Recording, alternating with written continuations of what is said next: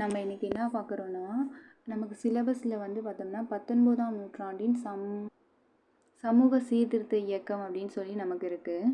So அதை நான் short notes மாதிரி எடுத்திருக்கேன். நீங்களும் படிக்கிறப்ப நோட்ஸ் எடுத்து வச்சுட்டு படிச்சிங்கன்னா அது ரொம்ப யூஸ்ஃபுல்லாக இருக்கும் ரிவைஸ் பண்ணுறதுக்கு. ஸோ நான் என்ன எடுத்திருக்கேனோ அதை வந்து நான் சொல்கிறேன் ஷார்ட்டாக. நீங்கள் இதை கூட நோட்ஸ் மாதிரி எடுத்துக்கலாம். ஃபஸ்ட்டு பார்த்தோன்னா இது வந்து பார்த்தோன்னா நம்ம எங்கேருந்து கவர் பண்ணுறோன்னா 10th இருக்கக்கூடிய history book, 11th history book, அப்புறம் ஓல்டு புக்கு, நியூ புக்கு இதெல்லாம் கவர் பண்ணுறோம். நவீனத்தை நோக்கி 19ஆம் நூற்றாண்டில் என்னென்னலாம் நடந்துச்சு அப்படின்னு சொல்கிறாங்க. ஆங்கிலேய செல்வாக்கின் தாக்கத்திற்கு ஆட்பட்ட முதல் மாகாணம் வந்து வங்காளம் தான். ஆங்கில செல்வாக்குக்கு ஆட்பட்ட முதல் மாகாணம். பயனேறி முறைனா யூட்டிலிட்டரினிசம் அப்படின்னு சொல்கிறாங்க. யூட்டிலிட்டரினிசம்னா பயனறி முறை. இது வந்து நமக்கு கலைச்சொல்ல யூஸ் ஆகும். பயனறி முறைனா யூட்டிலிட்டரிசம் அப்படின்னு சொல்கிறாங்க. மிக அதிக எண்ணிக்கையில் அதிகப்பட்ட மகிழ்ச்சியை கோரிய நவீன சிந்தனையாளர் அப்படிங்கிற மீனிங் தான் பயனறி முறை அப்படின்னு சொல்கிறாங்க. ராஜாராம் மோகன் ராய் இருக்கார்ல, அவர் என்ன சொல்கிறாருன்னா, வேதங்களில் தவறே இருக்க முடியாது கருத்தை புறக்கணித்தவர். ஏன்னா வேதங்களில் தவறு இருக்கும் அப்படிங்கிறத சொல்கிறாரு ராஜாராம் மோகன் ராய்.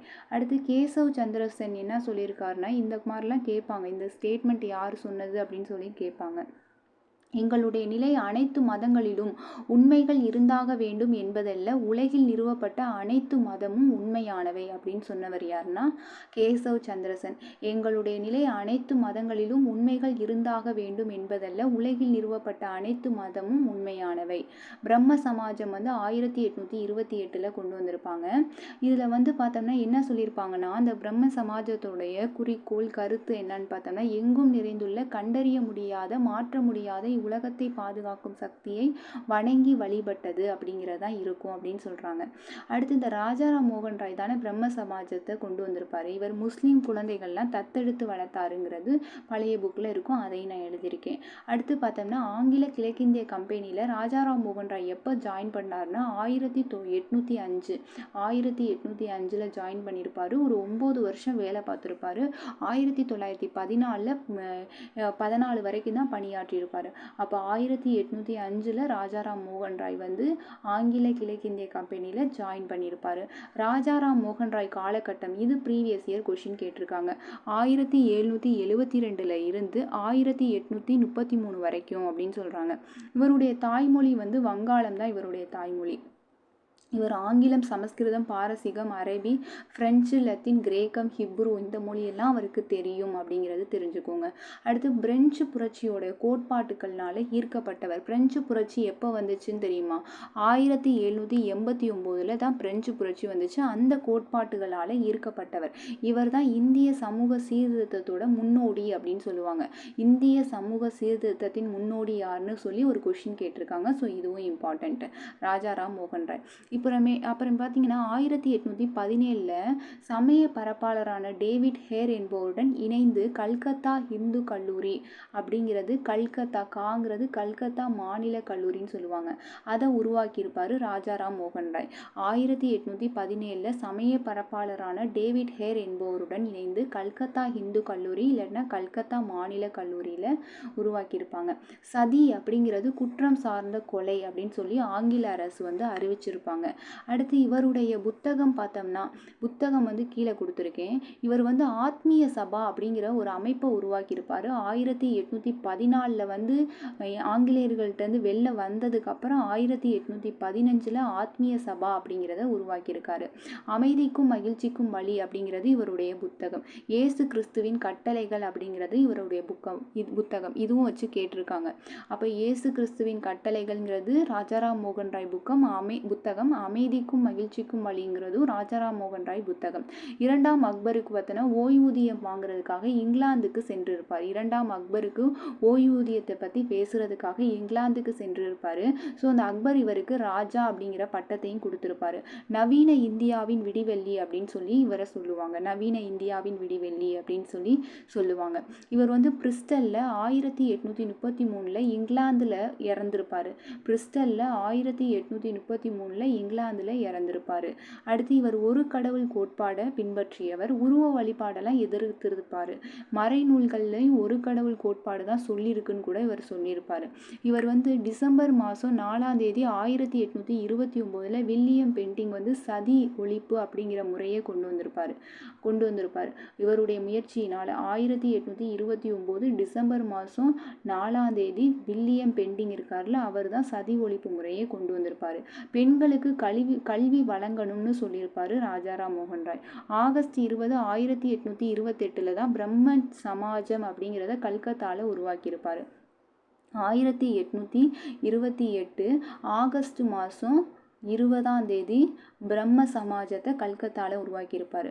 பொது சமயத்தில் நம்பிக்கை கொண்டவர்களின் சபையாக இந்த பிரம்ம சமாஜம் இருக்கும் அப்படின்னு சொல்லியிருப்பார். அடுத்து மகரிஷி தேவேந்திரநாத் தாகூர் இருக்கார்ல, இவர் ஒரு மிதவாதி. இவர் வந்து ரவீந்திரநாத் தாகூர் இருக்கார்ல, அவருடைய தந்தை தான் தேவேந்திரநாத் தாகூர். இவர் வந்து 4 கொள்கைகளை வந்து சொல்லியிருப்பாங்க. 4 கொள்கைகள் வந்து சொல்லியிருப்பார். இந்தியாவின் விடிவெள்ளின்னு சொல்லி யாரை சொல்லுவாங்கன்னா ராஜாராம் மோகன் ராய் தான் நவீன இந்தியாவின் விடிவெள்ளி அப்படின்னு சொல்லுவாங்க. நவீன இந்தியாவின் விடிவெள்ளினா விவேகானந்தர் வந்துருவார்.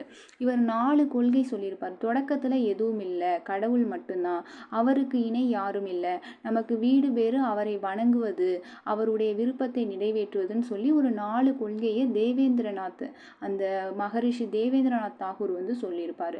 அடுத்து கேசவ் சந்திர சென் இருக்கார்ல, இவர் 1857 தான் அந்த பிரம்ம சமாஜத்தில் இணைஞ்சிருப்பார். பிரம்ம சமாஜத்தில் 1857 1857 புரட்சி இருக்குல்ல, அப்போ இறஞ்சிருப்பாருன்னு ஞாபகம் வச்சுக்கோங்க. கேசவ் சந்திர சென் 1865 54 கிளைகளின் பார்த்தனா கிளைகளாக இருந்துச்சுன்னு சொல்கிறாங்க. வங்காளத்தில் 50 கிளை, வடமேற்கில் 2 கிளைகள், பஞ்சாபில் 1 கிளை, தமிழ்நாட்டில் 1 கிளை. பிரம்ம சமாஜம் இருக்குல்ல, அதோடைய கிளைகள் வங்காளத்தில் 50, வடமேற்கில் வந்து பார்த்தோம்னா 2 கிளைகள், பஞ்சாபில் 1 கிளை, தமிழ்நாட்டில் 1 கிளை இருந்துச்சு அப்படின்னு சொல்கிறாங்க. இந்த இளம் வங்காள இயக்கம் அப்படிங்கிறது ஒரு ப்ரீவியஸ் இயர் கொஷினாக கேட்டிருக்காங்க. இளம் வங்காள இயக்கத்தை உருவாக்குனவர் ஹென்றி விவியன் டெரோசியன். இவருடைய சீடர்கள்லாம் எப்படி சொல்லுவாங்கன்னா டெரோசியன்கள் அப்படின்னு சொல்லுவாங்க. அப்போ இளம் வங்காள இயக்கம் அப்படிங்கிறத தொடங்கினவர் யாருன்னா ஹென்றி விவியன் டெரோசியன். இவங்க தான் வந்து பார்த்தோன்னா ராஜாராம் மோகன் ராய் இருக்கார்ல, அவரோட சேர்ந்து தான் உருவாக்கியிருப்பாங்க. அவரும் ஹெல்ப் பண்ணியிருப்பார். இந்த சீடர்களை டெரோசியன்கள் அப்படின்னு சொல்லுவாங்க. ஓகேவா? அடுத்து இப்போ ராஜாராம் மோகன் ராயில் நமக்கு 12th ஹிஸ்ட்ரியில் என்ன கொடுத்துருப்பாங்கன்னா, அவர் பத்திரிகை பார்த்தோன்னா சம்வத் கௌமுகி அப்படிங்கிற வார பத்திரிகை, அது வங்காள மொழியில் எழுதியிருப்பாங்க. மிரத்துல் அக்பர் பார்த்தோன்னா பாரசீக மொழியில் ஒரு வார பத்திரிகை எழுதியிருப்பார். ரெண்டுமே வார பத்திரிகை தான். 1921, இது 1922 அப்படின்னு சொல்கிறாங்க. மீரா பார்ரா அப்படின்னு ஞாபகம் வச்சுக்கலாம். மீரா பார்ரா அப்படின்னு ஞாபகம் வச்சு, ஏன்னா பாரசீகம். சம்வத் கௌமுகி பார்த்தோன்னா வங்காளம். அப்போ வாங்க சமைக்கலாம்னு சொல்லி கூட நம்ம ஞாபகம் வச்சுக்கலாம். ஓகேவா? நெக்ஸ்ட் வந்து 1866 ஒரு பிளவு ஏற்பட்டுச்சு. அதில் கேசவ் சந்திர சென் இருக்கார்ல, அவரும் தேவேந்திரநாத் தாகூரும் 2ஆ தனியாக பிரிஞ்சுட்டாங்க. பிரம்ம சமாஜம் 2ஆ பிரிஞ்சிருச்சு. அதில் அந்த பிரம்ம சமாஜம் பார்த்தோன்னா கேசவ் சந்திர சென் தலைமையில் இருக்கக்கூடிய பிரம்ம சமாஜம் என்னன்னா இந்திய பிரம்ம சமாஜம். அதை வந்து தேவேந்திரநாத் தாகூர் இருக்கார்ல, அவருடைய தலைமையில் ஆதி பிரம்ம சமாஜம் அப்படின்னு இருந்துச்சு. இவருடைய பத்திரிகை தான் இந்தியன் மிரர் அப்படிங்கிற பத்திரிகை. தேவேந்திரநாத் தாகூருடைய பத்திரிகை தான் இந்தியன் மிரர் அப்படிங்கிறது. இந்த கேசவ் சந்திரசென் ஏன் இந்த பிளவு ஏற்பட்டுச்சுன்னா, இந்த கேசவ் சந்திரசென்னோட மகள் வந்து பார்த்தோன்னா 14 வயசு இளவரசருக்கு மேரேஜ் பண்ணி கொடுத்துருப்பாரு. அப்போ இதில் இருந்து என்ன சொல்கிறாங்கன்னா, இந்திய பிரம்ம சமாஜம் இருக்குல்ல, அதிலிருந்து விலகி சாதாரண சமாஜம் அப்படின்னு சொல்லி ஒன்று உருவாகியிருக்கும். தமிழ்நாட்டில் சைதை காசி விஸ்வநாதன் இருக்கார்ல, அவர் வந்து பார்த்தோம்னா இது பிரம்ம சமாஜ நாடகம் அப்படின்னு சொல்லி ஒன்று உருவாக்கியிருப்பார். அந்த நாடகத்தில் என்ன சொல்கிறாங்கன்னா, அதுக்கப்புறமேட்டு காசி விஸ்வநாதன் இருக்கார்ல, கைம்பெண் மறுமணம் பற்றியும் கட்டுரை எழுதியிருப்பார். பிரம்ம சமாஜம் நாடகம் காசி விஸ்வநாதன், தமிழ்நாட்டை சேர்ந்த காசி விஸ்வநாதன் பிரம்ம சமாஜ நாடகம் எழுதியிருப்பார். தத்துவ போதினி பார்த்தோன்னா 1864 கொண்டு வந்திருப்பார். யார்? காசி விஸ்வநாதன். தத்துவ போதினி அப்படிங்கிறது 1864. கேசவ் சந்திரசென் பார்த்தோன்னா 1872 உள்நாட்டு திருமண சட்டம் அப்படிங்கிறத கொண்டு வந்திருப்பார். கேசவ் சந்திரசென் 1872 உள்நாட்டு திருமண சட்டம் இது கேட்டிருக்காங்க. கேசவ் சந்திர சென் 1872 உள்நாட்டு திருமண சட்டம். அடுத்தது பார்த்தோன்னா பலதார மனம், குழந்தை திருமணத்துக்கெல்லாம் சட்டம்லாம் கொண்டு வந்தாங்க இந்த பிரம்ம சமாஜத்தினோட முன்னெடுப்பில். அடுத்து ஜேஇடி பெத்தூன் இருக்காங்கல்ல, அவர் வந்து பார்த்தோன்னா அவருக்கு வந்து உறுதுணையாக இருந்தவர் யாருன்னா ஈஸ்வர சந்திர சென். ரெண்டு ஜேஇடி பெத்தூனும் ஈஸ்வர சந்திர வித்யாசாகர் இருக்கார்ல, ஈஸ்வர சந்திர வித்யாசாகர், சென்னு கிடையாது, ஈஸ்வர சந்திர வித்யாசாகர், இவங்க ரெண்டும் சேர்ந்து தான் பெத்தூன் பள்ளி அப்படிங்கிறத 1849 உருவாக்கியிருக்காங்க. எல்லாமே school book content plus old book. வங்காளத்தில் தான் பிறந்தவர் தான் ஈஸ்வர சந்திர சென். இவருடைய காலகட்டம் பார்த்தோன்னா 1820 1891 வரைக்கும். இவருடைய ஈஸ்வர சந்திரசெனோட மகன் யாருன்னா நாராயண சந்திரசென். இந்த நாராயண சந்திரசெனுக்கு விதவை பெண்ணை கல்யாணம் பண்ணி வச்சிருப்பாரு. யாரு? ஈஸ்வர சந்திரசென் வச்சிருப்பாரு. ஒரு முன்மாதிரியா இருந்திருப்பாரு. ஈஸ்வர சந்திர வித்யாசாகரோட மகன் தான் நாராயண சந்திரா. இந்த நாராயண சந்திராவை விதவை பெண்ணுக்கு கல்யாணம் பண்ணி வச்சிருப்பாரு. அடுத்து இந்து மறைநூல்கள் பார்த்தோன்னா முற்போக்கானவை. இவர் வந்து பார்த்தோம்னா நம்ம நூல்களே ரொம்ப முற்போக்காக திங்க் பண்ணக்கூடிய நூலாக இருக்குது அப்படின்னு சொல்லி எடுத்து கூறினவர் ஈஸ்வர சந்திர வித்யாசாகர். விதவையை எரிப்பது, விதவையை மறுமணம் செய்யக்கூடாதுன்னு சொல்லி எந்த மறைநூல்களும் சொல்லலை அப்படின்னு சொல்லி எடுத்து காட்டியிருப்பார். தன்னுடைய கருத்துக்களை சிறு நூலாக வந்து பார்த்தோன்னா வெளியிட்டிருப்பார். இவர் வந்து கல்கத்தா மெட்ரோபாலிட்டன் நிறுவனம், இவர் பேரில் தான் கல்கத்தா மெட்ரோபாலிட்டன் நிறுவனமும் ஆரம்பிச்சிருப்பாங்க. நவீன வங்காள உரைநடையின் முன்னோடி, ரொம்ப ரொம்ப இம்பார்ட்டன்ட், நவீன வங்காள உரைநடையின் முன்னோடின்னு சொல்லி நம்ம ஈஸ்வர சந்திர வித்யாசாகரை சொல்லியிருப்பாங்க. பெண் கல்வி, அதே மாதிரி பெண் பள்ளி, இதெல்லாம் வந்து வித்யாசாகருடைய முயற்சியினால ஏற்பட்டதுனால இவரை வந்து வித்யாசாகர், வித்து அப்படின்னாவே அறிவு, கல்வி அப்படிங்கிற மாதிரி மீனிங். ஸோ அதனால தான் வித்யாசாகர் அப்படின்னு சொல்லி இவர் பேரை சொல்லியிருப்பாங்க. ஏன்னா இவர் பெண் கல்விக்கும் பெண் பள்ளிக்கும் முக்கியத்துவம் கொடுத்துருப்பாங்க. அடுத்து 1856 விதவை மறுமண சட்டம் இவருடைய முன்னெடுப்புனால கொண்டு வரப்பட்டது. அடுத்து வந்து 1818 ராஜாராம் மோகன் ராய் ஒரு கட்டுரையில் எழுதியிருப்பார். என்னன்னா கைம்பெண்களை உயிரோடு எரிக்கும் பழக்கத்தை ஆதரிப்போருக்கும் எதிர்ப்போருக்கும் இடையே நடைபெற்ற விவாதம் அப்படின்னு சொல்லி அந்த கட்டுரையோட முதல் பகுதியில் எழுதியிருப்பாங்க.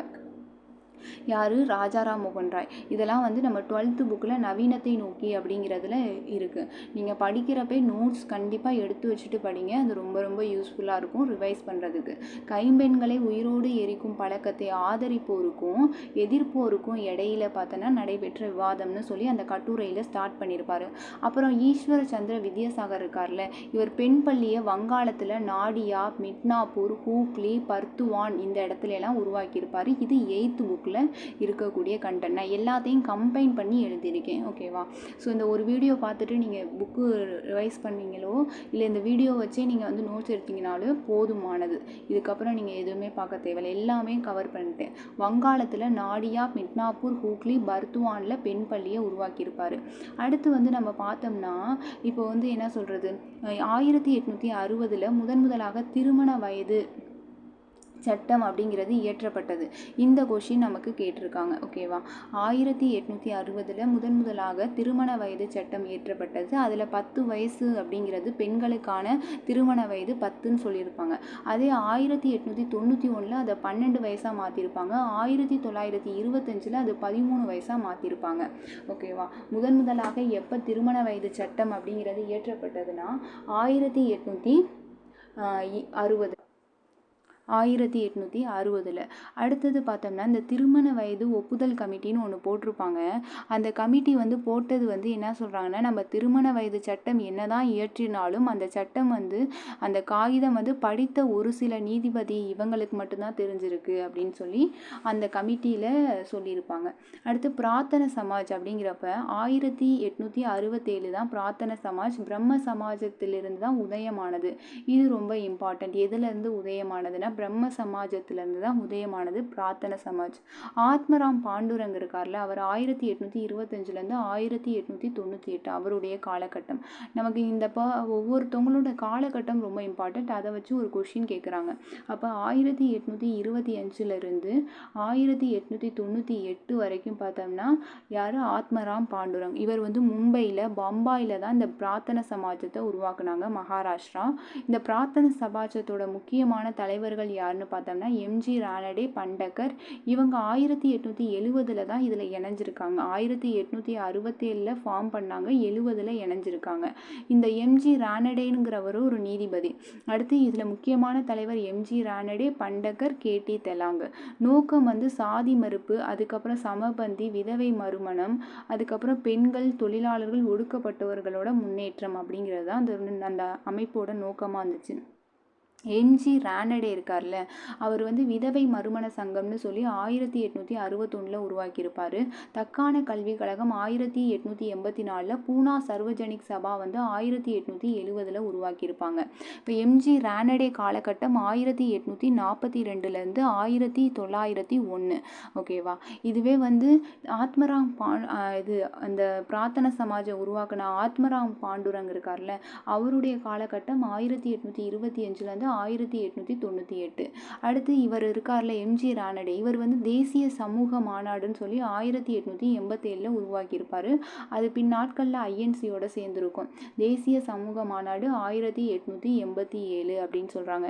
இவர் இயற்கை 1901 இயற்கை எழுதிய பிறகு அந்த பிரார்த்தன சமாஜத்தை தலைமை தாங்கினவர் சந்திரவர்கர். இது 12th புக்கில் இருக்குது. சந்திரவர்கர் தான் தலைமை தாங்கியிருப்பாங்க. அப்போ எம்ஜி ரானடேக்கு அப்புறமேட்டு சந்திரா தலைமை தாங்குறான்னு ஞாபகம் வச்சுக்கோங்க. அடுத்து ஆரிய சமாஜம் 1875. இது பஞ்சாப்ல ரொம்ப பவர்ஃபுல்லாக இருந்துச்சு அப்படின்னு சொல்கிறாங்க. சுவாமி தயானந்த சரஸ்வதி தான் உருவாக்கியிருப்பார். இவருடைய இயற்பெயர்னு பார்த்தோம்னா மூல் சங்கர் அப்படின்னு சொல்கிறாங்க. அவர் இயற்பெயர் மூல் சங்கர். தயானந்த சரஸ்வதியோட இயற்பெயர் மூல் சங்கர். இவருடைய காலகட்டம் பார்த்தோம்னா 1824 1883 அப்படின்னு சொல்கிறாங்க. இதே ஆத்மராம் பாண்டுரங்னா 1825 1898. அதுவே எம்ஜி ரானடே இருக்குல்ல, அவருடைய காலகட்டம் என்னன்னு பார்த்தோம். இப்போ தானே பார்த்தோம். 1842 1901 அப்படிங்கிறது தான் அவருடைய காலகட்டம். ஓகேவா? ஸோ இவர் பார்த்தோன்னா குஜராத்தில் ஸ்டார்ட் பண்ணது பார்த்தோன்னா ஆரிய சமாஜம் பம்பாயில் தான் ஸ்டார்ட் பண்ணுச்சு. ஆனால் பவர்ஃபுல்லாக இருந்தது பஞ்சாபில் தான். இவர் குஜராத்தில் கத்தியவாரில் மூர்வி அப்படிங்கிற கிராமத்தில் பிறந்தவர் தான் தயானந்த சரஸ்வதி. இவர் ஒரு பிராமணர். இவர் சமஸ்கிருதத்தில் புலமை கொண்டவர். அதே மாதிரி சுவாமி விராஜனந்தார் அப்படிங்கிறது தான் இவருடைய சீடராக இருந்தார். சுவாமி விராஜனந்தருடைய சீடராக இருந்தவர் தான் சுவாமி தயானந்த சரஸ்வதி. சுவாமி தயானந்த சரஸ்வதி யாருடைய சீடர்னா சுவாமி விராஜனந்தர். இவர் என்ன சொல்லியிருப்பாங்கன்னா, வேதங்களை நோக்கி செல், வேதங்கள் உண்மையானவை அப்படின்னு சொல்லியிருப்பாரு. யாரு? சுவாமி தயானந்த சரஸ்வதி சொல்லியிருப்பாரு. அப்போ வேதங்களை நோக்கி செல், வேதங்கள் உண்மையானவை. அடுத்து விலங்குகளை பலியிடுவது, உருவ வழிபாடு, மூட பழக்கம், இதெல்லாம் வேதங்களில் சொல்லவே இல்லை அப்படின்னு சொல்லியிருப்பாங்க. அடுத்து சுத்தி இயக்கம்னு சொல்லி ஒன்று கொண்டு வந்திருப்பார். இது பார்த்தோம்னா என்னன்னா, சுத்தி இயக்கம் அப்படிங்கிறது மதம் மாறியவர்களை திரும்ப இந்து மதத்துக்கு மாற்றக்கூடிய ஒரு இயக்கம். இவர் பெண் கல்வி, கலப்பு மனம், குழந்தை மனம், பலதார மனம், பருத்தா அணிய முறை, இதுக்கெல்லாம் பார்த்தோம்னா என்ன சொல்றது, இதெல்லாம் எதிர்த்து இந்த மாதிரிலாம் பண்ணலாம், இப்படி பண்ணக்கூடாதுன்னு சொன்னவங்கெல்லாம் எதிர்த்து இருக்காரு. ஓகேவா? அடுத்து தயானந்த சரஸ்வதி பார்த்தோம்னா ஆங்கிலோ வேதிக் ஸ்கூல்ஸ் அப்படின்னு சொல்லி ஒன்று உருவாக்கியிருப்பாங்க. தயானந்தா ஆங்கிலோ வேதிக் ஸ்கூல்ஸ் 1886 கல்லூரியும் உருவாக்கப்பட்டது. அடுத்து தயானந்தாவோட சீடர் யாருன்னா லாலா லஜபதி ராய், லாலா ஹன்ஸ்ராஜ், பண்டித குருதத்து, பால கங்காதர திலகர், கோபாலகிருஷ்ண கோகுலே அப்படிங்கிறாங்க. லாலா லஜபதி ராய், லாலா ஹன்ஸ்ராஜ், அடுத்து பால கங்காதர திலகர், கோபாலகிருஷ்ண கோகுலே. நெக்ஸ்ட்டு பண்டித குருதத் அப்படிங்கிறாங்க. சுதேசி, இந்தியா இந்தியருக்கே அப்படிங்கிற கோட்பாடை கொண்டவர் தான் சுவாமி தயானந்த சரஸ்வதி. இந்தியாவில் இந்து மதத்தின் மார்ட்டின் லூதர், ரொம்ப ரொம்ப இம்பார்ட்டண்ட்டான கொஷின் இது கேட்டிருக்காங்க. இந்து மதத்தின் மார்ட்டின் லூதர் யாருன்னு பார்த்தோம்னா சுவாமி தயானந்த சரஸ்வதி அப்படிங்கிறாங்க. சுவாமி தயானந்த சரஸ்வதி.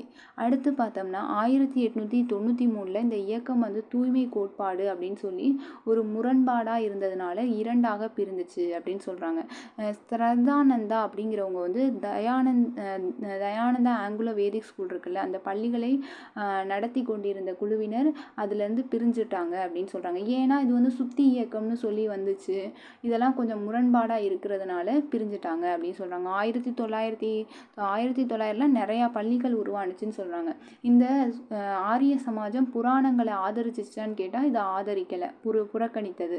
இவருடைய நூல் பார்த்தோம்னா சத்யார்த்த பிரகாஷ் அப்படிங்கிற நூல் தான் சுவாமி தயானந்த சரஸ்வதியோட நூல் சத்யார்த்த பிரகாஷ்.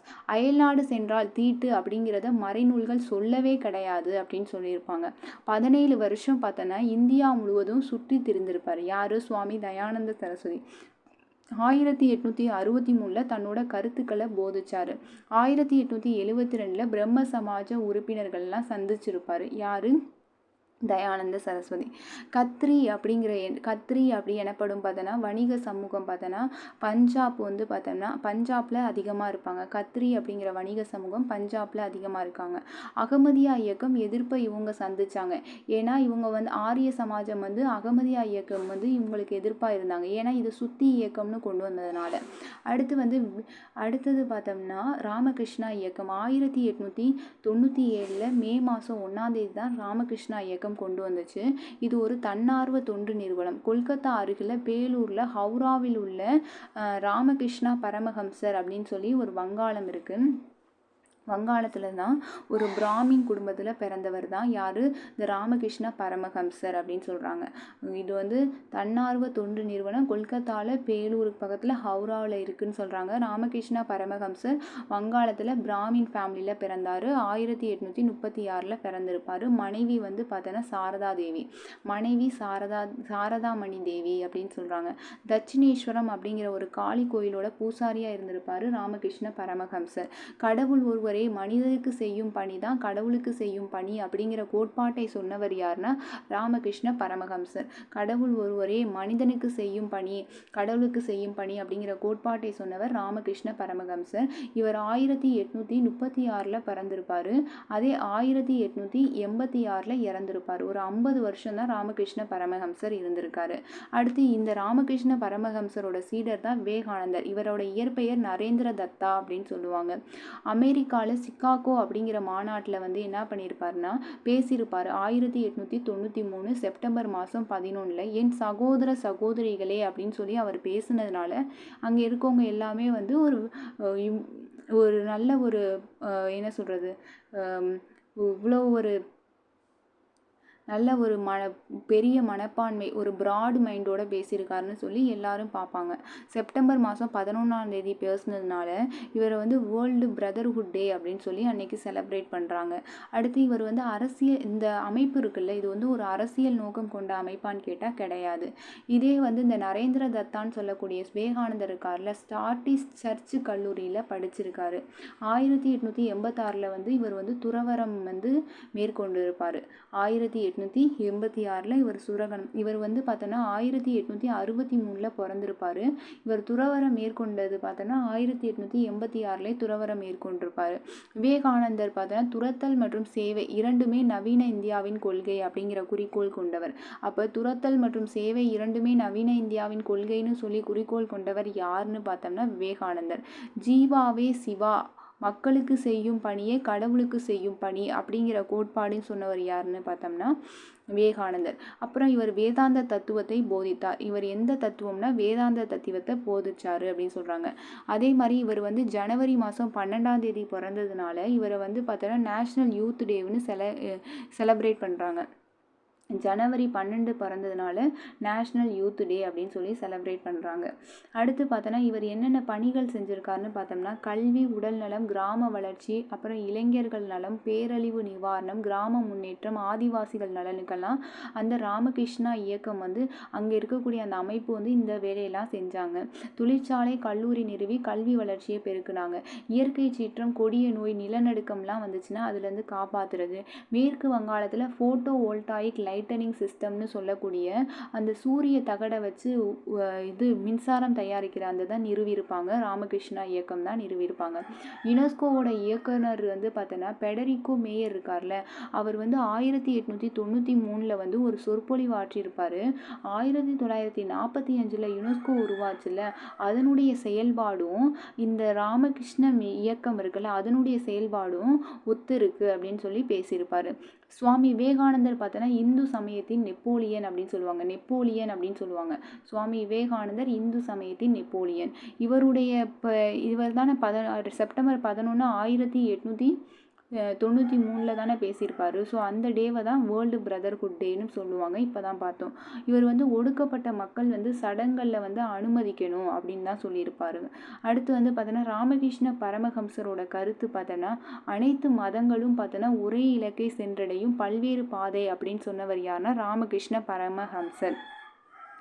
அனைத்து மத கருத்துக்களும் ஒரே இலக்கை சென்றடையும் பல்வேறு பாதை அப்படின்னு சொன்னவர் ராமகிருஷ்ண பரமஹம்சர். இவரை வந்து நம்ம வந்து இந்தியாவின் விடிவெள்ளி அப்படின்னா ராஜாராம் மோகன், நவீன இந்தியாவின் விடிவெள்ளி அப்படின்னா நம்ம விவேகானந்தரை சொல்லுவோம். விவேகானந்தரை தான் சொல்லுவோம். ஓகேவா? நவீன இந்தியாவின் விடிவெள்ளி. அடுத்து ராமகிருஷ்ண கதாமிர்தா அப்படிங்கிறது ராமகிருஷ்ண பரமஹம்சரோட போதனைகள்லாம் தொகுத்திருப்பாங்க. ராமகிருஷ்ண கதாமிர்தா அப்படிங்கிற பேரில். இவர் தான் நம்ம இப்போ பார்த்தோம் 1863 பிறந்திருப்பாரு. 1902 இறந்திருப்பாரு அப்படின்னு சொல்லி பார்த்தோம். இதே எம்ஜி ரானடே 1842 பிறந்திருப்பாரு. 1901 இறந்திருப்பாரு. இவர் 2 இறந்திருப்பாரு. நவீன இந்தியாவோட விடிவெள்ளி அப்படின்னு இவரை சொல்லுவாங்க. வேலண்டைன் சிரோல் இருக்கார்ல, அவர் வந்து விவேகானந்தரை பற்றி என்ன எழுதியிருக்காங்கன்னா, தனது ஆளுமை திறத்தினால் வெளிநாடுகளில் இந்தியர்களின் பாரம்பரியமிக்க நாகரிகத்தை அதனோடு புதிதாக பிறந்துள்ள தேசம் என்னும் உரிமை கோரிக்கையும் கண்கூடாக அங்கீகாரம் வாங்கி தந்த முதல் இந்தியர் யாருன்னா நம்ம விவேகானந்தர் தான் அப்படின்னு சொல்லி இவர் வேலண்டைன் சிரோல் அப்படிங்கிறவங்க சொல்லியிருப்பாங்க விவேகானந்தரை பற்றி. நெக்ஸ்ட்டு பிரம்மஞான சபை. இதுவும் 1875 தான் பிரம்மஞான சபை அப்படிங்கிறது உருவாக்கப்பட்டது. ரஷ்ய பெண்மணி பிளாவட்ஸ்கி இருக்கார்ல, அவங்களும் அமெரிக்க பெண்மணியான ஆல்காட்டும் சேர்ந்து தான் உருவாக்கியிருப்பாங்க. அமெரிக்காவில் நியூயார்க்கில் 1875 உருவாக்கியிருப்பாங்க. இந்தியாவுக்கு வந்தது 1879 வந்திருக்கும். இது வந்து பார்த்தோன்னா தியோசோஃபிஸ்ட் அப்படின்னு சொல்லுவாங்க. தியோஸ் அப்படின்னா கடவுள், சோஃபினா அறிவு அப்படின்னு சொல்கிறாங்க. கடவுளை பற்றிய அறிவு அப்படிங்கிறது தான். அடுத்தது பார்த்தோம்னா அன்னி பெசன்ட் இருக்காங்கல்ல, அவங்க வந்து 1893 வந்து இந்தியாவுக்கு வந்திருப்பாங்க. இவங்க வந்து பார்த்தோம்னா இவங்களும் மதன் மோகன் மாளவியா 2 பேரும் சேர்ந்து தான் காசியில் பனாரஸ் இந்து கல்லூரியை உருவாக்கியிருப்பாங்க. அது பின் நாட்களில் யூனிவர்சிட்டியாக உருவாயிரும் அப்படின்னு சொல்லுவாங்க. பிரம்மஞான சபையோட நோக்கம் அப்படிங்கிறத எதில் எழுதியிருப்பாங்கன்னா நியூ இந்தியா எப்போ கொண்டு வந்தாங்கன்னா 1915 ஜூலை மாதம் 15 அப்படிங்கிறதுல கொண்டு வந்திருப்பாங்க. ஓகேவா? July 15 new India. அடுத்து இந்த பிரம்மஞான சபை இந்தியாவில் தலைமையிடமாக சென்னை அடையாறு தான் இருந்துச்சு. 1886 மாற்றிருப்பாங்க. அடுத்து வந்து பார்த்தோம்னா அடையாறில் வந்து பார்த்தோன்னா பழமையான சமஸ்கிருத நூலகம் அப்படிங்கிறதும் இருக்கும். பௌத்தத்தை புத்துயிர் பண்ணணும், பகவத்கீதை உபநிடதம் அப்படிங்கிறதெல்லாம் புத்துயிர் பண்ணணும் அப்படிங்கிறது தான் இந்த பிரம்மஞான சபையோட நோக்கமாக இருந்துச்சு. காமன் வீல் அப்படிங்கிற வீலுன்னு ஆரம்பிக்குது, வீக்லி. ஓகேவா? 1914 உருவாக்கியிருப்பாங்க. அதுக்கப்புறம் அன்னி பெசன்ட் தன்னாட்சி இயக்கம் சொல்லி அதில் வந்து பார்ட்டிசிபேட் பண்ணியிருப்பாங்க. ஆல்காட்டு அயோத்திதாசரை வந்து பார்த்தோன்னா இலங்கைக்கு போயிருப்பாங்க. அங்கே போயிட்டு வந்ததுக்கப்புறம் அயோத்திதாசர் வந்து 1898 சாக்கிய பௌத்த சங்கம் அப்படிங்கிறத சென்னையில் உருவாக்கியிருப்பாங்க. அயோத்திதாசர் இலங்கையில் மீட்புவாதிகளை சந்திச்சிருப்பார். அவர் வந்து யாருன்னு பார்த்தோன்னா அநாகரிகா தர்மபாலா ஆச்சாரியா சுமங்கலா அப்படிங்கிறவங்கள இலங்கையில் இருக்கக்கூடிய மீட்புவாதி அநாகரிகா தர்மபாலா ஆச்சாரியா சுமங்கலா. அடுத்து சாதி எதிர்ப்பு இயக்கங்கள்லாம் என்னென்ன இருந்துச்சுன்னு பார்த்தோம்னா ஜோதிபா பூலே, இவருடைய மனைவி தான் சாவித்ரி பூலே. ஓகேவா? ஸோ இவர் வந்து குழந்தைகளுக்காக ஆதரவற்றோர் இல்லத்தை நிறுவனிய முதல் இந்து அப்படின்னா இந்த ஜோதிபா பூலே தான். இவர் வந்து 1873 சத்திய சோதக் சமாஜ் அப்படிங்கிற உண்மை தேடுவோர் சங்கம் அப்படிங்கிறத உருவாக்கியிருப்பாங்க. இதே பூனா சர்வஜனிக் சமா 1870 யார் உருவாக்கியிருப்பாங்கன்னா எம்ஜி ரானடே உருவாக்கியிருப்பாங்க. எம்ஜி ரானடே. இது வந்து பார்த்தோன்னா 1873 சத்திய சோதக் சமாஜ் உண்மை தேடுவோர் சங்கம் அப்படிங்கிறது. தாழ்த்தப்பட்டோர் குளத்தில் வந்து தண்ணி பிடிக்கக்கூடாதுங்கிறதுனால தன்னோட வீட்டிலே வந்து குளம் வெட்டியிருப்பார் ஜோதிபா பூலே. ஜோதிபா பூலே வந்து எப்போ பிறந்தார்னா 1827 பிறந்திருப்பாரு. மகாராஷ்டிராவில் தான் பிறந்திருப்பாரு. மாலி அப்படிங்கிற தோட்ட வேலை செய்வோர் குடும்பத்தில் தான் பிறந்திருப்பார். அந்த ஜாதியை சேர்ந்தவர். தொடக்கப்பள்ளி கிறிஸ்துவ சமய நிறுவனத்தில் படித்தார். வேதம், மனு சம்ஹிதை, புராணம் இதெல்லாத்தையுமே நல்லா வாசிச்சிருப்பார். மக்களின் கல்வியே விடுதலைக்கான புரட்சிகரமான காரணி அப்படின்னு சொல்லியிருப்பாங்க. கல்வி தான் விடுதலைக்கான காரணி அப்படின்னு சொல்லியிருப்பாங்க. குலாம்கிரி அப்படிங்கிற நூல், அடிமைத்தனம் அப்படிங்கிற நூலை எழுதியிருப்பாங்க. குலாம்கிரினா அதோட மீனிங் அடிமைத்தனம். அப்படிங்கிற நூலை வந்து 1872 எழுதியிருப்பார். 1851 பூனேல பெண்களுக்கான ஒரு பள்ளியை நிறுவியிருப்பார். தாழ்த்தப்பட்ட மக்களுக்குன்னு சொல்லி 1852 நிறுவியிருப்பார். அடுத்து ஒடுக்கப்பட்டவருக்கான முதல் பள்ளி பூனேல தான் நிறுவியிருப்பார். அது வந்து பார்த்தோன்னா சார்லஸ் வுட் கமிஷன் பரிந்துரைப்படி இந்த மாதிரி இவர் வந்து நிறுவியிருப்பார் அப்படிங்கிறத சொல்லியிருப்பாங்க.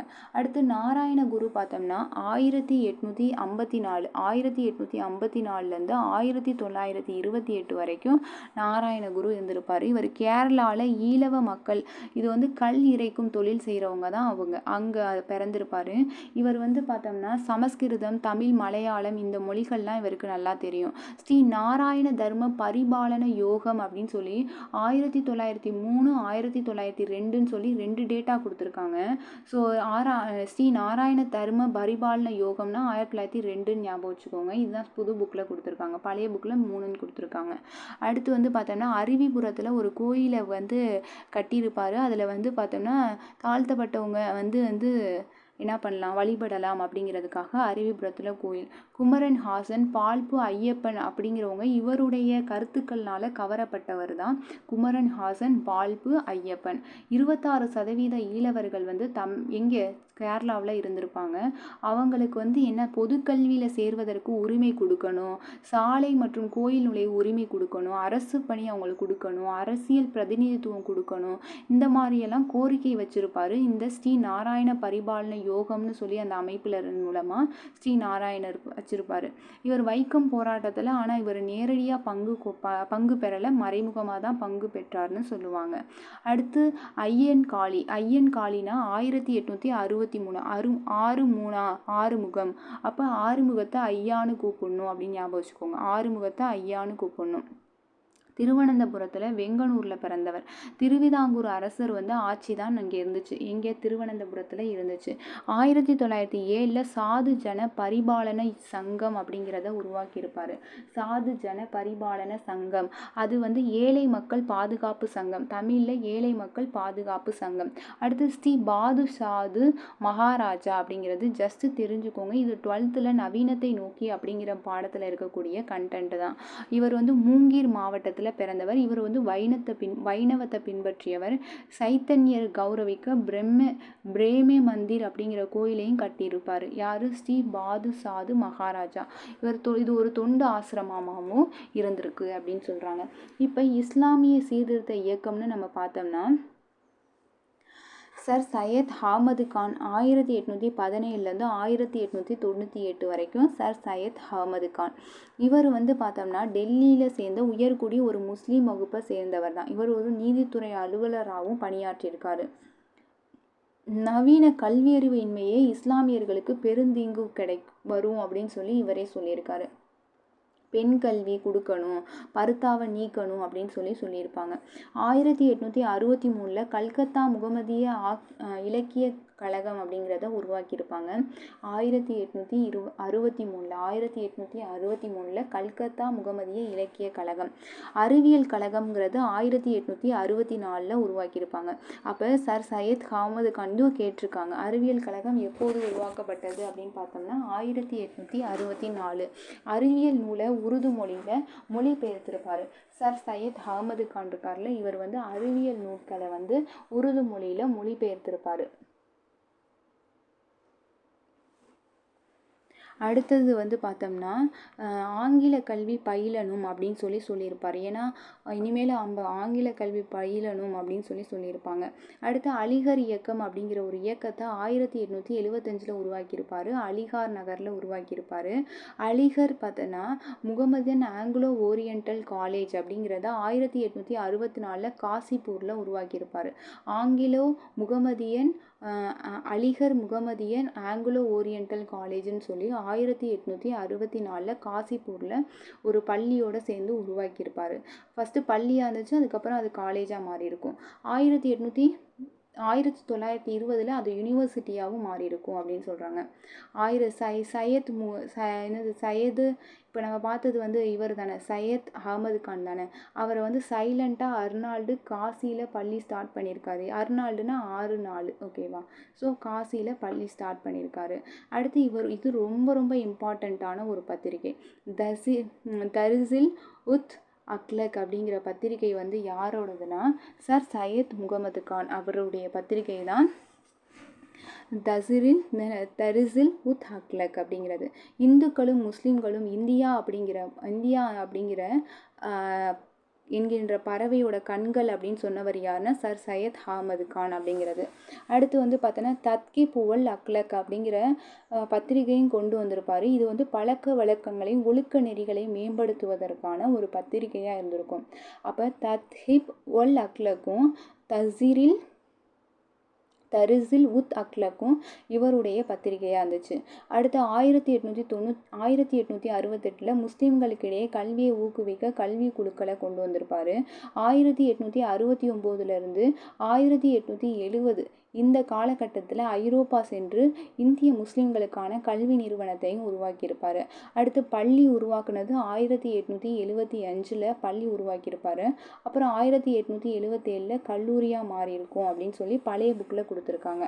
ஓகேவா. அடுத்து முகமதியா கல்வி கழகம்னு சொல்லி 1866 உருவாக்கியிருப்பாங்க. நம்ம இப்போ பார்த்தோம் 1864 சொல்லி தான் பார்த்தோம் மேலே. ஆனால் இது வந்து பழைய புக்கில் 66 சொல்லி கொடுத்துருக்காங்க. கல்கத்தாவில் முகமதியா இலக்கிய கழகம் கல்வி கழகம்னு அங்கே இருக்குது. சரி 63 ஆனால் இதில் வந்து பார்த்தோம்னா 66 கொடுத்துருக்காங்க. இப்போ இலக்கிய கழகம்னா 63 போல். இலக்கிய கழகம் அப்படிங்கிறது 63, கல்வி கழகம் 66 அப்படிங்கிறது. ஆங்கிலோ ஓரியண்டல் எஜுகேஷ்னல் கான்ஃபரன்ஸ் ஒரு மாநாடு நடத்தியிருப்பார். 1886 ஒரு மாநாடு நடத்தியிருப்பார். அடுத்து தியோபந்த் இயக்கம் பார்த்தோன்னா இது ஒரு மீட்பு இயக்கம் அப்படின்னு சொல்கிறாங்க. முஸ்லீம் உலேமாக்களால் தொடங்கப்பட்டது தான் இந்த தியோபந்த் இயக்கம். இது குவாசிம் நானாதேவி ரஷீத் அஹ்மத் அப்படிங்கிறவங்களால ரஷீத் அஹ்மத் கங்கோத்ரினால 1866 என்ன பண்ணாங்கன்னா இது வந்து சஹரன்பூர் யூபியில் உள்ள சஹரன்பூரில் ஒரு பள்ளியை உருவாக்கியிருப்பாங்க. அப்போ இது 1866 என்ன சஹரன்பூருங்கிறது யூபியில் ஒரு பள்ளியை உருவாக்கியிருப்பாங்க. இந்த தியோபந்த் இயக்கத்தை சேர்ந்தவங்க யாருன்னு பார்த்தோம்னா குவாசிம் நானாதேவி ரஷீத் அஹ்மத் கங்கோத்ரி அப்படிங்கிறவங்க. அப்புறமேட்டு இங்கே இருக்கக்கூடிய பாடத்திட்டம் ஆங்கில கல்வி மேலை நாட்டு பண்பாடு அதுக்கப்புறம் இதெல்லாம் வந்து பார்த்தோம்னா இவங்க வந்து புறக்கணிச்சிருப்பாங்க. ஏன்னா இவங்க வந்து நம்ம வந்து முஸ்லீம்களுடைய ஆதி நிலைக்கு போகிறது தான் இந்த நோக்கமாக இருந்துச்சு. அடுத்து இஸ்லாமிய மதத்தை தான் கற்றுத்தரணும் அப்படின்னு நினச்சிருப்பாங்க. மௌலானா முகமது உல் ஹாசன் அப்படிங்கிறவங்க இதனுடைய புதிய தலைவராக இருந்தாங்க. கமலஹாசன்கிற மாதிரி மௌலானா முகமது உல் ஹாசன் புதிய தலைவராக இருந்தாங்க. ஜமைத்துல் உலேமா அப்படிங்கிறது இறையியலாளர் அவை அப்படிங்கிறது தான் ஜமைத்துல் உலேமா அப்படின்னா இறையியலாளர் அவை. இதில் என்ன சொல்லியிருப்பாங்கன்னா இந்த ஒரு அவை உருவாக்கியிருப்பாங்க. யாருன்னா மௌலானா முகமது உத் ஹாசன் அப்படிங்கிறவங்க உருவாக்கியிருப்பாங்க. ஜமைத்துல் உலேமா இறையியலாளர் அவை. இது முஸ்லீம்களோட சமய உரிமை அரசியல் பாதுகாப்பை பற்றி இதில் சொல்லியிருப்பாங்க. அடுத்து குரானின் கருத்துக்களை ஹத்தீஸ் எனப்படும் மரபுகளையும் பரப்புரை செய்தது. குரானோட கருத்துக்களையும் ஹத்தீஸ் எனப்படும் மரபுகளையும் பரப்புரை செய்தது. ஜிகாத் அப்படிங்கிற புனித போரும் பார்த்தோம்னா இந்த அமைப்போ சேர்ந்தது தான். 1867 இறையியல் கல்லூரி அப்படிங்கிறத உருவாக்குனாங்க. அகமதியா இயக்கம் அப்படிங்கிறது என்ன சொன்னான்னா 1889 இதுவும் ஒரு மீட்பு இயக்கம். இது வந்து ஆரிய சமாஜத்துக்கு ஆப்போசிட்டாக வந்துச்சுன்னு சொல்லி நம்ம முன்னாடி தான் பார்த்தோம். ஸோ அகமதியா இயக்கம் மிர்சா குலாம் அகமது அப்படிங்கிறவர் தான் உருவாக்கியிருப்பாங்க. குரானோட உண்மையான கொள்கை வந்து உண்மையான கொள்கைக்கு கொண்டு போகிறது தான் இந்த அகமதியா இயக்கத்தோட நோக்கமாக இருக்கும். அதே மாதிரி இதில் வந்து தீர்க்கதரிசி அப்படின்னு சொல்லி இந்த மிர்சா குலாம் அகமது தன்னைத்தானே தீர்க்கதரிசின்னு சொல்லிக்குவார். இது ஒரு சர்ச்சைக்குரியதாக ஆச்சு அப்படின்னு சொல்கிறாங்க. அடுத்தது வந்து கிறிஸ்துவ மதத்தையும் கிறிஸ்துவ மதத்தையும் ஆரிய சமாஜத்தையும் இந்த அமைப்பு வந்து அகமதியா இயக்கம் எதிர்த்தது அப்படின்னு சொல்லி ஞாபகம் வச்சுக்கோங்க. நத்வத் உல்லமா அப்படிங்கிறது ஒரு மீட்பு இயக்கம். இது எல்லாமே நான் ஸ்கூல் புக்கில் இருக்கக்கூடிய கண்டென்ட் தான். 1894 லக்னோவில் சிப்லி நுமானி அப்படிங்கிறவங்க தான் கொண்டு வந்திருப்பாங்க. இது குறைந்த அளவு பார்த்தோன்னா ஒரு பழமைவாத இயக்கம் அப்படின்னு சொல்கிறாங்க. நத்வத் சிப்ஸ் சாப்பிட்றான், ஏன்னா சிப்லி நுமானி அப்படிங்கிறவங்க தானே கொண்டு வந்திருப்பாங்க. நத்வத் வந்து சிப்ஸ் சாப்பிட்றான்னு ஞாபகம் வச்சுக்கோங்க. அடுத்து வந்து பீரங்கி மஹால், அந்த ஃபராங்கி மஹால் அப்படிங்கிறது சூஃபிசத்தோட மதிப்பு கொண்டது. லக்னோவில் ஃபராங்கி மஹால் அப்படிங்கிற ஒரு சிந்தனை பள்ளி உருவாக்கியிருப்பாங்க. அடுத்து வந்து அல்-இ ஹத்தீத் இல்லைன்னா நம்பிகள் நாயகன் கூறியதை அப்படியே கூறுறது தான். அப்போ ஹத்தீத்தும் நம்பியும் ஃப்ரெண்ட்ஸுன்னு ஞாபகம் வச்சுக்கோங்க. அல்-இ ஹத்தீத்னா நம்பிகள் நாயகம் இருக்கார்ல, அவருடைய போதனைகளை சொல்கிறது தான். அடுத்து பார்சியில் என்னென்ன சீர்திருத்தம் கொண்டு வந்தாங்க அப்படின்னு சொல்லி பார்த்தோம்னா, இப்போ வந்து பார்சி சீர்திருத்த இயக்கம்னு பார்த்தோம்னா பார்சிகள்னா யாரு? ஜொராஸ்தியர்கள், மேற்கு இந்தியாவை சேர்ந்தவங்க தான் பார்சிகள் அப்படின்னு சொல்லுவாங்க. இதோட வராது, இது கண்டினியூஷன் கிடையாது. அடுத்து பார்த்தோன்னா இது ஒரு வணிக சமூகம்னு சொல்கிறாங்க. இவங்க பார்த்தோன்னா 1851 ரகுமாய் மஸ்தே ஆஸ்னம் சபா அப்படிங்கிறத பம்பாயில் உருவாக்கியிருப்பாங்க. அப்போ அஞ்சலி ஒரு ரகுமான் ஃபேனு அப்படின்னு ஞாபகம் வச்சுக்கோங்க. 1851னா அஞ்சலி ஒரு ரகுமான் ஃபேனு. ரக்னுமாய் மஸ்தே ஆஸ்னம் சபா அப்படிங்கிறவங்க பம்பாயில் உருவாக்கியிருப்பாங்க. இது பார்சிகளோட சீர்திருத்த சங்கம் அப்படின்னு சொல்லுவாங்க. அடுத்து ஜொராஸ்ட்ரிய மதத்தின் தூய்மையை வந்து மதிப்பு கொண்டுச்சு, தூய்மை மீட்பு இயக்கமாக இருந்துச்சு. ஜொராஸ்ட்ரிய மதத்தோட தூய்மை மீட்பு இயக்கமாக தான் இது இருந்துச்சு. இந்த அமைப்பு ரகுமாய் மஸ்தே ஆஸ்னம் சபாங்கிறது இருந்துச்சு அப்படின்னு சொல்கிறாங்க. அடுத்து நவ்ரோஜி பர்தோன்ஜி, தாதாபாய் நவ்ரோஜி, காமா, பெங்காலி இவங்கெல்லாம் முக்கியமான தலைவர்களாக இருந்தாங்க. இவங்க எல்லாமே ஐஎன்சியில் ரொம்ப முக்கியமான தலைவர்களாக இருந்தாங்க. அடுத்து வந்து பார்த்தோன்னா பார்சி இயக்கம் பம்பாயில் தான் தோற்றுவித்தாங்க அப்படிங்கிறத சொல்கிறாங்க. அடுத்தது ராஃப்ட் கோஃப்தர் அப்படிங்கிற ஒரு பத்திரிகை வந்து பார்சிகளோட பத்திரிகை, ஒரு செய்தித்தாள். இதோட மீனிங் என்னன்னா உண்மை விளம்பி அப்படின்னு சொல்லுவாங்க. அடுத்து பார்த்தோம்னா பெர்ரம்ஜி மல்பாரி இருக்காங்களே, இவங்க வந்து குழந்தை திருமணத்துக்கு எதிராக சட்டம் இயற்றுறதுக்கு காரணமாக இருந்தாங்க. ரொம்ப இம்பார்ட்டன்ட்டு. பெர்ரம்ஜி மல்பாரி வந்து குழந்தை திருமணத்துக்கு எதிராக சட்டம் இயற்ற காரணமாக இருந்தாங்க. அடுத்து ஃபெரோஷா மேத்தா, தின்சா வச்சா இவங்கெல்லாம் காங்கிரஸில் முக்கியமான ஒரு பங்கு, ஐஎன்சிலெலாம் கலந்துப்பாங்க. ஃபெரோஷா மேத்தா, தின்சா வச்சா. அடுத்து வந்து பார்த்தோன்னா சீக்கியர்களோட சீர்திருத்த இயக்கம் பார்த்தோன்னா நிரன்காரி அப்படின்னா உருவமற்றது. பாபா தயாள்தாஸ் தான் இந்த நிரன்காரி இயக்கத்தை கொண்டு வந்திருப்பாங்க. இதுக்கு நம்ம ஷார்ட்கட்டாக தயவு செய்து நிறத்தை பார்க்காதீங்க அப்படின்னு ஷார்ட்கட் ஞாபகம் வச்சுக்கலாம். சிலை வழிபாடை மறுத்தல் அப்படின்னா நிரன்காரி வந்து சிலை வழிபாடு மறுக்கணும். ஆதிகிராந்த் அப்படிங்கிறது குருநாக்கோடைய போதனைகள் சொல்லக்கூடிய, ஆதிகிராந்த்னா சீக்கியத்தோட புனித நூல் வந்து, சீக்கியத்துக்கான புனித நூல் வந்து ஆதிகிராந்த். ஓகேவா? அதில் குருநாக்கோட போதனைகள் இதெல்லாம் ஏற்றுக்கொள்கிறது தான் சொல்கிறாங்க. சிலை வழிபாடை மறந்துருப்பாங்க. அடுத்து வந்து மது அருந்தல், மாமிசம் இதெல்லாம் கைவிடணும் அப்படின்னு சொல்லியிருப்பாங்க. அடுத்து நாம்தாரிகள் அப்படின்னா பார்த்தோன்னா வெள்ளை ஆடை அணிஞ்சிருப்பாங்க. பாபா நாமு ராமு பாபா ராம்சிங். அடையாளம் வந்து கிருப்பன், வாளை தவிர மற்றது வச்சுக்கலாம் அப்படின்னு சொல்லியிருப்பாங்க. லத்தி வச்சுக்கொள்ளவும் பர்மிஷன் அது ராம்சிங் சொல்லியிருப்பார். இந்த பாபா ராம்சிங் லத்தி வச்சுக்கலாம் அப்படின்னு சொல்லியிருப்பாங்க. ஆண் பெண் சமம்னு சொன்னது நாம்தாரிகள், நாம சமந்தான் அப்படிங்கிற மாதிரி வச்சுக்கோங்க. விதவை மறுமணத்தை ஆதரித்தது, குழந்தை திருமணத்தை எதிர்த்தது, வரதட்சணையை எதிர்த்தது, புலால் உண்பதை தவிர்க்கணும்னு சொல்லியிருப்பாங்க. அடுத்தது சிங் சபா அப்படிங்கிறது பார்த்தோம்னா அமிர்தசரஸில் தான் வந்திருக்கும். இது ஒரு மீட்பு இயக்கம். கால்சா கல்லூரி அப்படிங்கிறது ஒரு இராணுவம். இது வந்து அகாலி இயக்கம் இருக்குல்ல, அதோடைய முன்னோடி தான் இந்த சிங் சபா அப்படிங்கிறது. அகாலி இயக்கத்தோட முன்னோடி தான் சிங் சபா அப்படிங்கிறது. அடுத்தது இது வந்து பார்த்தோன்னா 1873 2 நோக்கம் கொண்டிருப்பாங்க. ஒன்று நவீன கல்வி, கிறிஸ்துவம், ஆரிய சமாஜம். இந்த அகமதியா இயக்கம் இருக்குது, அகாலி இயக்கம் இருக்குது. அகாலி இயக்கத்தோட முன்னோடி, அகாலி இயக்கம் வந்து 1920 கொண்டு வந்திருப்பாங்க. ஸோ அதோடைய முன்னோடி முன்னோடியாக எது சிங் சபா இருக்கும். இது வந்து 1870 கொண்டு வந்துட்டாங்க. ஸோ அதனால் இதோட முன்னோடியாக இருக்குது அப்படின்னு சொல்கிறாங்க. கிறிஸ்துவம் ஆரிய சமாஜத்தெல்லாம் எதிர்த்துச்சு அப்படின்னு சொல்கிறாங்க. இப்போ உருது அப்படி இந்த சிங் சபா இருக்குல்ல, இது வந்து குருமுகி பஞ்சாபி இலக்கியத்தெல்லாம் ஆதரிச்சாங்க அப்படின்னு சொல்கிறாங்க. அடுத்தது பார்த்தோம்னா அகாலி இயக்கம் சீக்கிய குருத்வாரா ஊழல் மிகுந்த உதாசி அப்படிங்கிறது விடுவிப்பது அப்படிங்கிறத சொல்லியிருப்பாங்க. அகாலி இயக்கத்தில் சீக்கிய குருத்வாரா ஊழல் மிகுந்த உதாசிங்கிறத வெளிப்படுத்தியிருப்பாங்க. 1922 சீக்கியர்கள் பார்த்தோன்னா குருத்வாரா சட்டம்னு சொல்லி ஒன்று கொண்டு வந்திருப்பாங்க. அதை திருத்தினது 1925.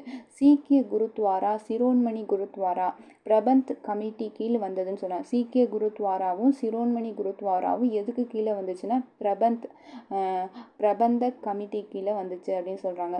தமிழ்நாட்டில் சீர்திருத்த இயக்கம்னு பார்த்தோன்னா ராமலிங்க அடிகள் இருக்காங்கல்ல, அவங்க 1823 1874 வரைக்கும் இருந்தாங்க. இது ரொம்ப ரொம்ப இம்பார்ட்டண்ட். இப்போ ரீசெண்டாக தனிப்பெரும் கருணை நாள்னு நம்ம அனௌன்ஸ் பண்ணதுனால இவருடைய பிறப்பு இறப்பு தெரிஞ்சிருக்கணும். 1823 பிறந்து 1874 மறைஞ்சிருப்பார். அக்டோபர் 5 தான் பிறந்திருப்பார். இவருடைய அம்மா அப்பா பேர் ராமையா பிள்ளை சின்னம்மையார். இவருடைய பிறந்த நாள் தான் நம்ம வந்து தனிப்பெருங்கருணை நாள் அப்படின்னு சொல்லி அனௌன்ஸ் பண்ணியிருப்பாங்க. அடுத்து சமரச சுத்த சன்மார்க்க சங்கம் பார்த்தோன்னா 65ன்னு சொல்கிறாங்க. சமரச சுத்த சன்மார்க்க சங்கம் வந்து 1865. இது இந்து பழமைவாதத்தை இவங்க கேள்விக்குள்ளாக்கியிருப்பார் ராமலிங்க அடிகள். அடுத்து சிதம்பரத்தில் மருதூரில் 1823 பிறந்திருப்பார். அதுக்கப்புறம் அவர் சென்னைக்கு மாறியிருப்பார். இறைவன்கிறவன் ஜோதி வடிவானவன் அருட்பெருஞ்சோதியாக இருக்காங்க. சத்திய தர்ம சாலை பார்த்தோன்னா 1867. சத்திய தர்மம் சாலை வந்து 1867 வடலூரில் உருவாக்கியிருப்பார். அடுத்து ஜீவகாருண்யம் உயிர்களிடம் அன்பு செலுத்துதல் அப்படிங்கிறது தான் சொல்லியிருப்பார். மனித இனத்திற்கு செய்யும் தொண்டே மோட்சத்தை அடைகிறதுக்கான வழின்னு சொல்லியிருப்பார். தேவாரம் திருவாசகம் இதனால் ஈர்க்கப்பட்டவர் ராமலிங்க அடிகள். தேவாரம் திருவாசகம் 1872 பார்த்தோன்னா சத்திய ஞான சபை அப்படிங்கிறத உருவாக்கியிருப்பாங்க. இவர் மனுமுறை கண்ட வாசகம் ஜீவகாருண்ய ஒழுக்கம் அப்படிங்கிற நூலெல்லாம் எழுதியிருப்பார். மனுமுறை கண்ட வாசகம் ஜீவகாருண்ய ஒழுக்கம். இவருடைய பாடல்கள் திருவருட்பா அப்படின்னு சொல்லுவாங்க. திருவருட்பா சைவ சமயத்தை ஆதிக்கம். இவர் வந்து சைவ சமயத்தை சேர்ந்தவங்க ஆதிக்கம் செலுத்தியிருப்பாங்க.